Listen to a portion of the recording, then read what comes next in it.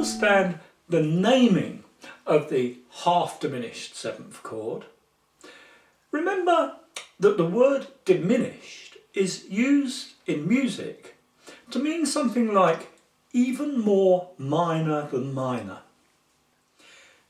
Let's take you on a bit of a music theory journey. Let's start with the formula for the major triad, the major three-note chord. 1, 3, 5, meaning it uses the first, third and fifth notes of the major scale. You change a major triad to a minor by flatting the third. Then, to get the diminished triad, you flat the fifth as well.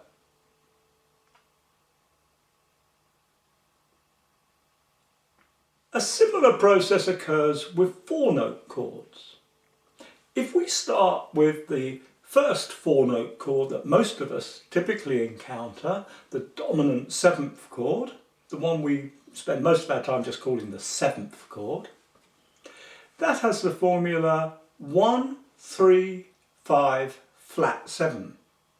So it can be seen as just a major triad with a flat seventh note added.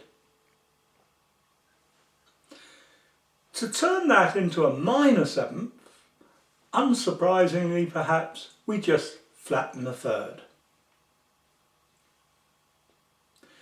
If we then flat the fifth, we arrive at a chord that is commonly called the minor seventh flat 5. But is also known as our half diminished seventh chord. It's only a half diminished seventh because the seventh interval used is a minor seventh. Only when we flatten the seventh again, in keeping with the concept even more minor than minor, do we arrive at the diminished seventh, which has the formula 1, flat 3, flat 5, double flatted seventh. Now, if all that sounded a bit like ancient Greek to you, you may need to backtrack and study up a bit on your basic music theory. A good grasp of music theory is needed for this next bit as well. Having hopefully shed some light on the curious naming of this chord, let's now take a look at how it's actually used. And to best understand this, we need to revisit the subject of harmonizing scales. Starting, as usual, with the nice friendly C major scale. If we harmonize this scale by piling 3 more notes vertically above each scale note in thirds, we arrive at the diatonic series of seventh chords for that scale or for that key.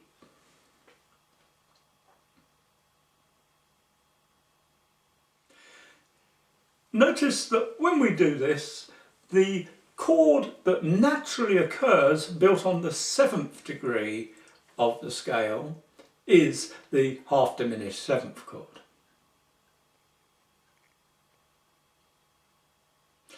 Also, notice that this is the only point in the scale this chord type occurs.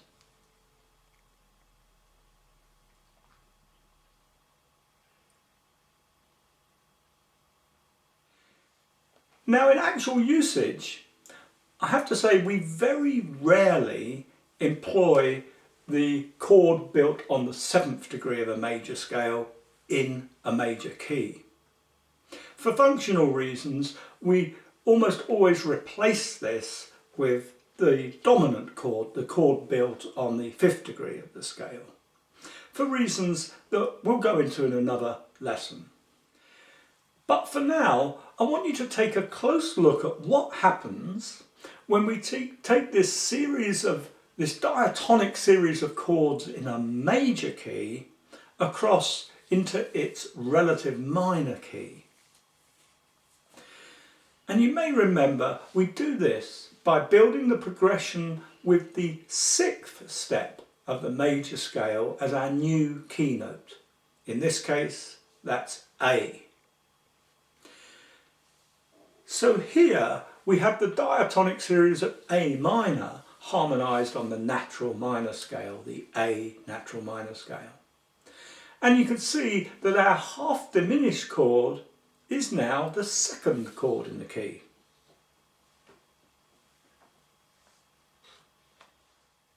This means that it often appears as the first chord in a minor 2-5-1 sequence. The 2-5-1 sequence is at the heart of most jazz compositions and is a very commonly used device in all other musical genres as well. We've run quite a few lessons on the major 2-5-1.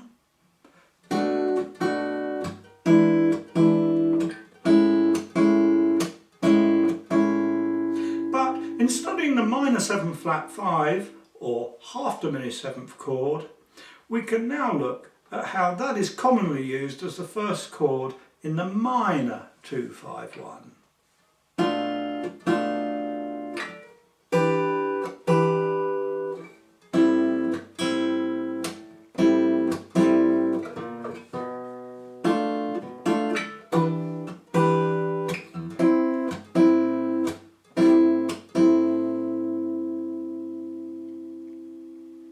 So there, I'm simply playing the chords 2-5-1 from the diatonic series built on the natural minor scale.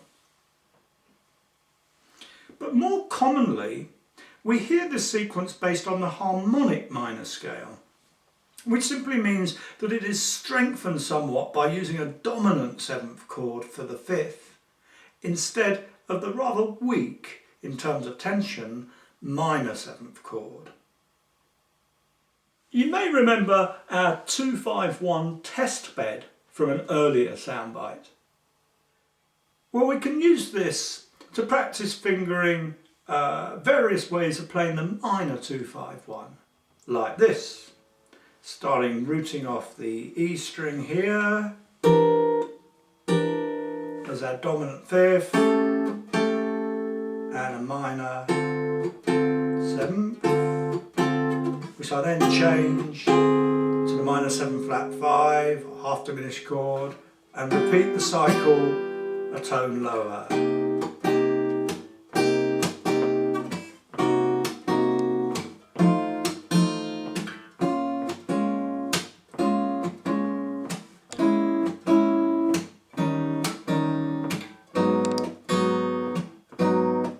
And so on.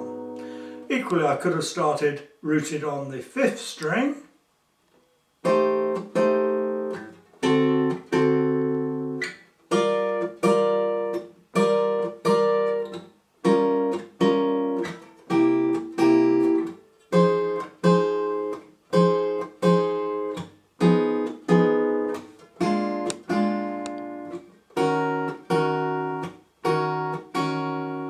and so on. And once you've understood this concept of how the half diminished 7th chord is used in the minor 2-5-1, you'll begin to spot its use in this context in song after song. It's actually extremely rare, in my experience, to see it used in any other way. So, although we've had to cover some rather complicated ground to get here, this chord is actually one that is quite easy to understand and to work with. And I hope we've managed to, with this explanation, shed some light on that. In the next lesson, we'll look at a few approaches to improvising over the half diminished 7th chord. If you found this lesson interesting, please click on the like button if there is one, or leave a comment, and do feel free to share the video with your friends. And if you'd like to gain full access to all our guitar teaching materials, please visit the Secret Guitar Teacher site and take a free look round at what's available there. See you again soon.